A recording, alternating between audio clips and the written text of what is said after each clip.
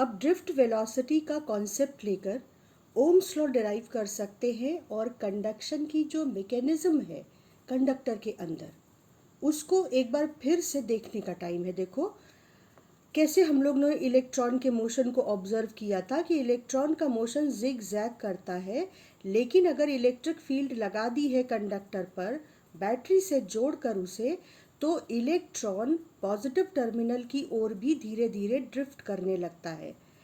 अब उस ड्यूरेशन में, उस मोशन में वो दूसरे इलेक्ट्रॉन से कोलाइड करता है।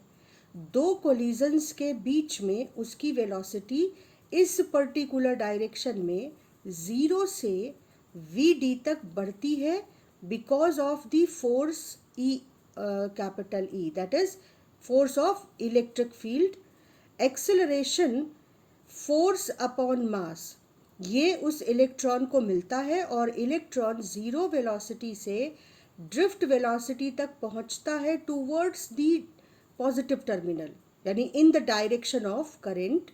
ये मोशन इलेक्ट्रॉन का होता है और बीच में कोलिजन हो जाता है इलेक्ट्रॉन का दूसरे इलेक्ट्रॉन या आयन से लैटिस के, और फिर से उसका जो डायरेक्शन ऑफ मोशन है वो डिस्टर्ब हो जाता है, लेकिन फिर से वो एक्सपीरियंस करता है इलेक्ट्रिक फोर्स को और फिर से वो थोड़ा सा इलेक्ट्रिक फील्ड की डायरेक्शन में चलता है।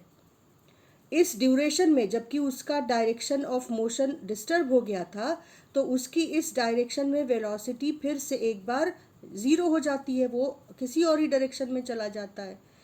तो जब वो इस डायरेक्शन में मोशन स्टार्ट करता है वापस से, तो फिर से हम उसको कैसे लेते हैं कि भाई ज़ीरो से उसने फिर से एक बार अपने मोशन को रिज्यूम किया, और दूसरे कोलिजन से पहले वो अगर एक एवरेज वीडी वेलोसिटी निकाल पाता है, एक्सिलरेट हो पाता है, तो एक कोलिजन से दूसरे कोलिजन के बीच वो V D velocity on an average accelerate हो पाता है, लेमडा डिस्टेंस चल पाता है, और दो कोलिजन के बीच कॉन्जिक्यूटिव जो टाइम इंटरवल उसको मिलता है इस डायरेक्शन में चलने का, लेमडा पाथ कवर करने का, वो रिलैक्सेशन टाइम या ग्रीक अल्फ़ाबेट टाउ से रिप्रेजेंटेड टाइम है।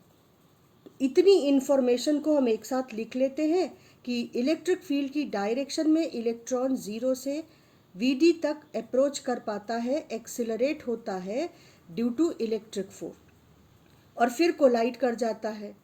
अब इस ड्यूरेशन में वो कितना डिस्टेंस चलता है, लेमडा, और उसे टाइम कितना मिलता है ये डिस्टेंस चलने के लिए, रिलैक्सेशन टाइम टाउ। दो कॉन्जिक्यूटिव कोलिजन्स के बीच ये काम होता है। इसको हम इक्वेशन ऑफ मोशन में सब्स्टिट्यूट करें तो लेमडा टाइम चला, लेमडा डिस्टेंस डिस्प्लेसमेंट कवर की, ज़ीरो वेलोसिटी इनिशियली थी, ए एक्सेलरेशन से टाओ ड्यूरेशन में उसने इतना पाथ कवर किया। तो वैल्यू सब्स्टिट्यूट करें और एक्सेलरेशन की जगह फोर्स अपॉन मास रख दे। तो इसको और सिंप्लीफाई करो अगर तुम, तो इलेक्ट्रिक फील्ड की जगह रख सकते हो potential difference divided by the length between the two points, जिसके बीच ये पोटेंशियल डिफरेंस लगाया गया है ना, यानी कंडक्टर की लेंथ। पोटेंशियल डिफरेंस कौन लगा रहा है कंडक्टर के दोनों टर्मिनल्स पर, बैटरी लगा रही है। तो lambda is equal to this expression.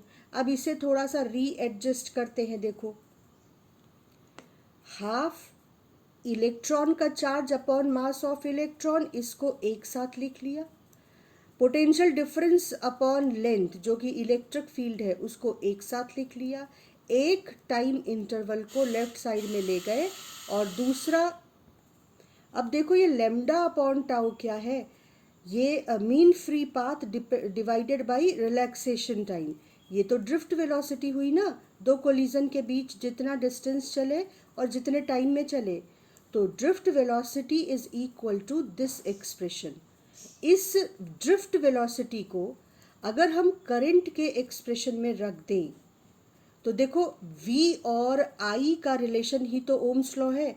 तो अगर इस ड्रिफ्ट वेलोसिटी के एक्सप्रेशन को करंट के इक्वेशन में रख दे तो हमको v और I के बीच रिलेशन मिल जाएगा, तो ओम्स लॉ हमारे हाथ में आ जाएगा। तो हमने ये एक्सप्रेशन यहाँ सब्स्टिट्यूट किया। तो Vd की वैल्यू सब्स्टिट्यूट करी जब देखो यहाँ पर, तो उसको फिर से एक बार रीअरेंज करना हुआ। कैसे रीअरेंज किया? A और L जो कंडक्टर के डायमेंशंस हैं उनको एक साथ लिखा। ये जो पोटेंशियल डिफरेंस है इसको भी करंट के साथ ले जाना, इसको अलग किया, और बाकी सारे टर्म्स एक साथ लिख लिए। तो NE² अपॉन 2ME और ये रिलैक्सेशन टाइम, ये एक साथ A/L और ये V अलग। अब V और I को एक साथ ले चलते हैं। तो देखो V अपॉन I को एक तरफ रख दिया और बाकी सब टर्म उठाकर दूसरी तरफ ले गए।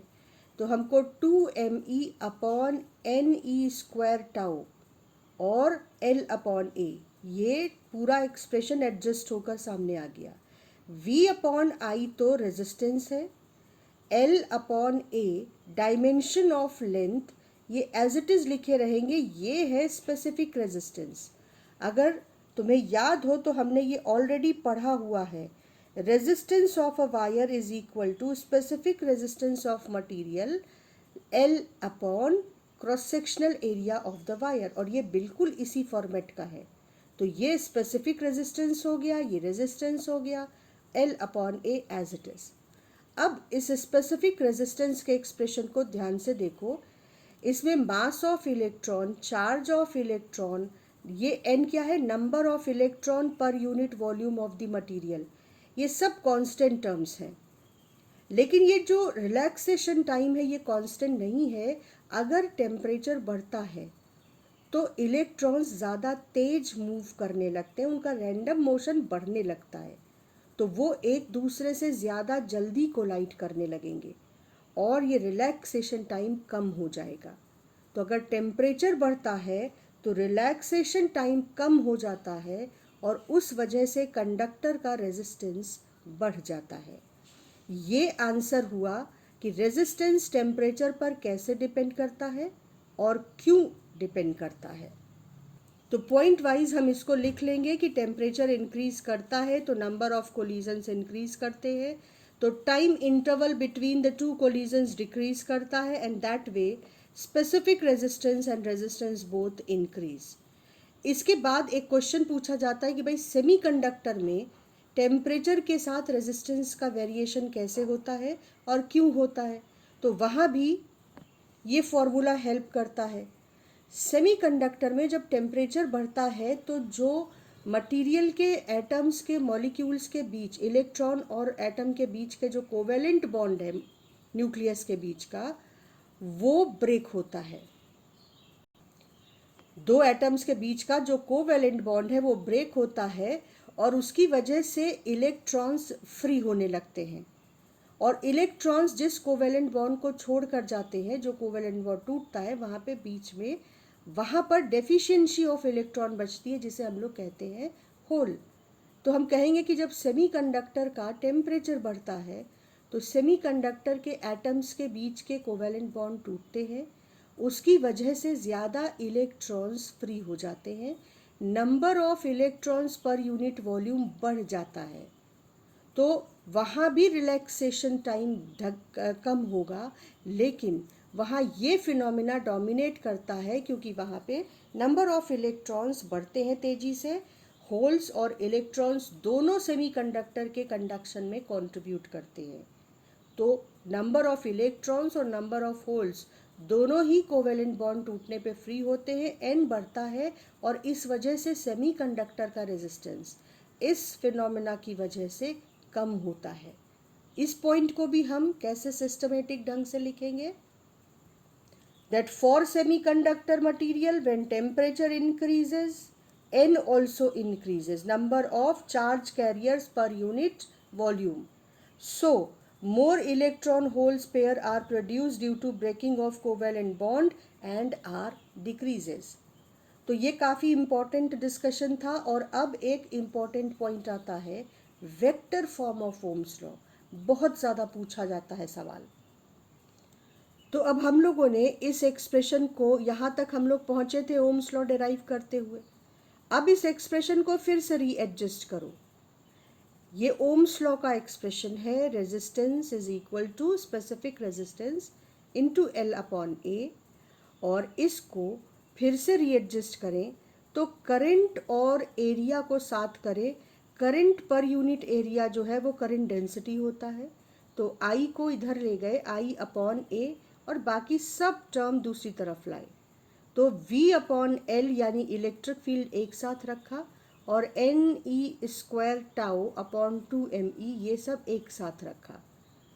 देखो ये करंट डेंसिटी, ये इलेक्ट्रिक फील्ड और ये स्पेसिफिक रेजिस्टेंस का रेसिप्रोकल 1 अपॉन स्पेसिफिक रेजिस्टेंस। अच्छा, ये पूरा टर्म जो है ये सिर्फ टेम्परेचर बदलने पे बदलता है, बाकी ये टर्म पूरा कांस्टेंट रहता है अगर टेम्परेचर कांस्टेंट रहे।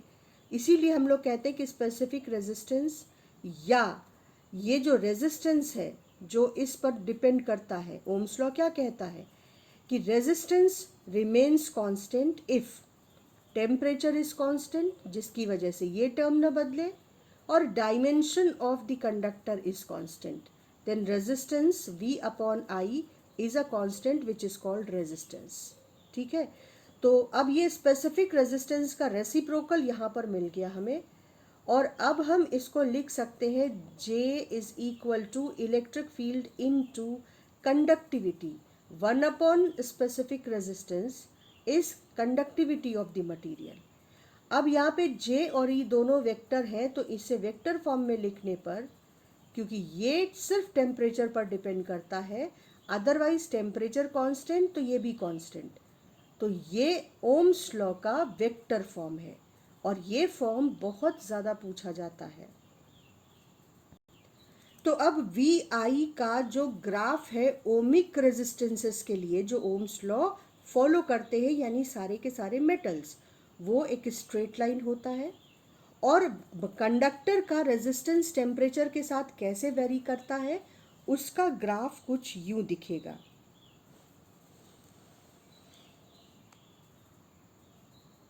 जैसे जैसे टेम्परेचर बढ़ता है कंडक्टर का रेजिस्टेंस लीनियरली इंक्रीज करता है।